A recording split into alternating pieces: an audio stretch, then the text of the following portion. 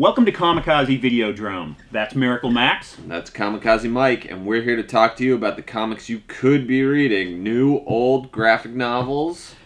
By Crom, let's get started. S.H.I.E.L.D. S.H.I.E.L.D. You watching it? Yeah, I'm catching up on it. Yeah. Thanks, Netflix. You're welcome.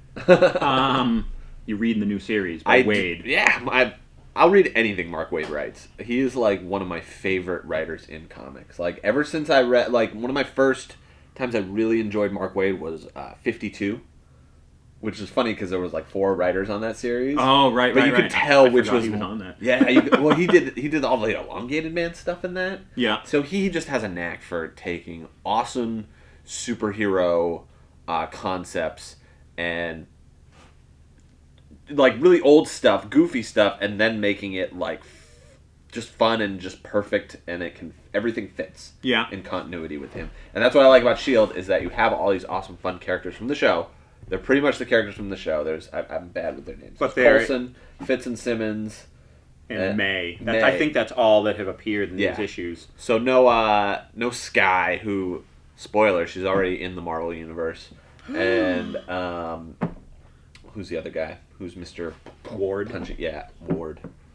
Waid. I like it way more without Ward. Continuing on. I came across Mark Waid's writing in like 90s X-Men. Yeah. But regardless of that, I love Mark Waid. He's like James Robinson, Kurt Busiek, in that he's a great writer, but he definitely looks to the past and he mines it like a la Mark Grunwald. He never just creates something brand new. He's like, there's so many great ideas that we already have that we can just refit and retool and make it more modern.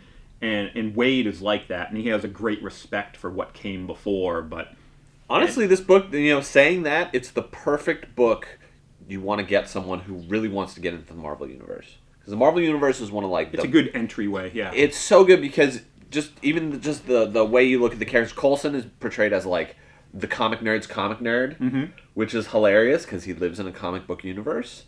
So he just has he just has an encyclopedic knowledge of... You or I could be Coulson. I mean, it's true. It's fun, and that's a cool way to look at it. Spoiler: issue 10, Max and I are in S.H.I.E.L.D. Yeah, totally. We're the most useless S.H.I.E.L.D. agents. We just sit around and like make fun of people's new costumes and stuff like that. And we just say things like, "Alan Moore, Watchmen." But what they should call this book, honestly, is S.H.I.E.L.D. Team Up, because it seems that each issue is going to have a different little porthole into the Marvel Universe. Issue 2 is already out, which is cool, and it's even a different creative team. It even has that Marvel team-up feel, where it's not totally different. I mean, I should say, there's an Mark overarching Waid's still there. Story, yeah. So he's like the Chris Claremont to This Is Marvel team-up, right? Yes. For the best Marvel team-up. Yes. And he's getting it looks like he's getting a new artist every issue. So the first issue was Pacheco. Hope he comes back. This one was Humberto Ramos, who's like, I think actually did a really good job. He with Ms. Marvel, I think his art style Marvel, is perfect who for her. Is one of my favorite new characters. Again, who's coming up, like in future S.H.I.E.L.D. team-ups? Oh, I have no idea. I know they in the teaser though for the series, it was awesome. It was Mike Deodato, not my favorite artist, but he did a good job with this. I like him. It's all the S.H.I.E.L.D. members running forward, doing their thing, and just behind them is just a tidal wave of superheroes, and it's all these superheroes you want to see on the show, like the Thing. Like I think they should just put the Thing in the book, because the Fantastic Four, spoilers, they're going to be breaking up apparently until they hand over their movie rights. Come on. Yeah. But wouldn't the Thing be like an awesome agent of S.H.I.E.L.D.? Yeah. So would Captain Ultra. I hope Captain Ultra shows I hope up. I hope they give him a new... Nah, I take that back. His costume's awesome. Again. Captain Ultra's? Yeah. Yeah. That's how I would dress as a superhero. Or like Rage. Rage. You should do that. You should be Rage for Halloween next year. I know you're not big on Halloween, but you would look really cool as Rage. And if you want to read more about our terrible 90s superheroes, you can subscribe to any of their revamps coming up soon, I'm sure, from Marvel Studios as soon as they make a movie appearance. Check us out. Get a subscription. Be a subscriptonaut. I'm Tresha. And I'm Renee. And at Comicazi, supporting your local comic shop means discounts for you. Did you know that by subscribing to just one title, you are granted a 10% discount on all new comics and graphic novels? We only ask that you stop by once a month to pick up your discounted titles. We also offer excellent mail order subscriptions that are delivered right to your front door with free shipping included. So support your local comic shop in a meaningful way. Become a Comicazi subscriber today.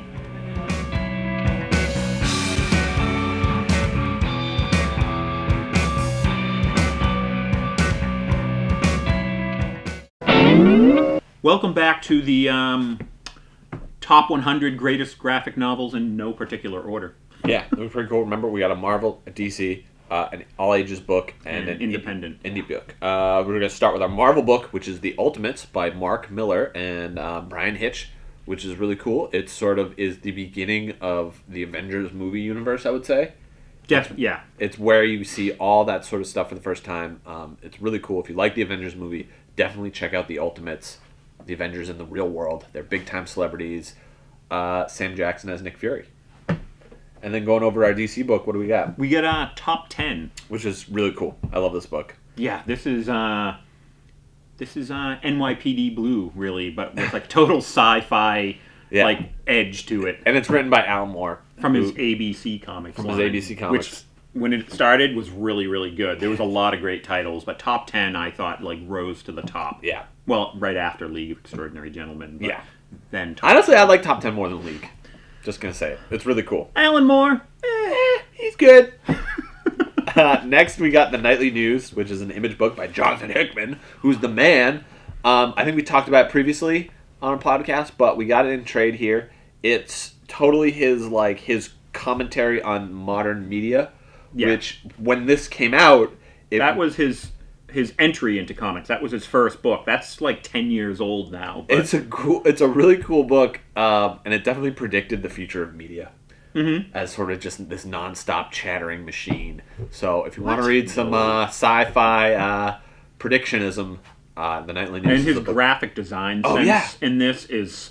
That's where he came out of, was graphic design, and I forgot that he did the whole thing. Yeah, he did the whole thing: writing, editing, coloring, drawing, all of it, and it's a beautiful book as well as I think an important book to read. Plus, in the acknowledgments, Comicazi. He thanks us. It's super cool. We got our kids' book. All ages, please. All ages. Okay, sorry. Wrinkle in Time. A Wrinkle in Time, the graphic novel. That's cool. That is a classic of young adult literature. Yeah. It's 50 years old now.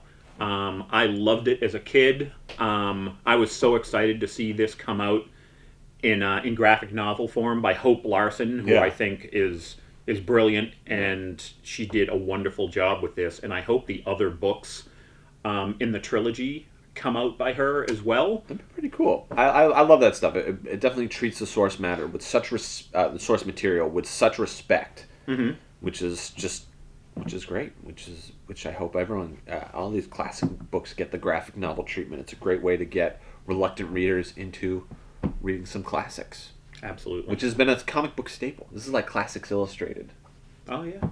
I think we should talk about that. Put it on the list. So Videodrome is filmed at Comicazi in Somerville, Massachusetts, and we got awesome stuff. We got new toys, new comics, old comics, subscriptions, an awesome eBay store. Check us out. We are the best comic book store on the East Coast, bar none.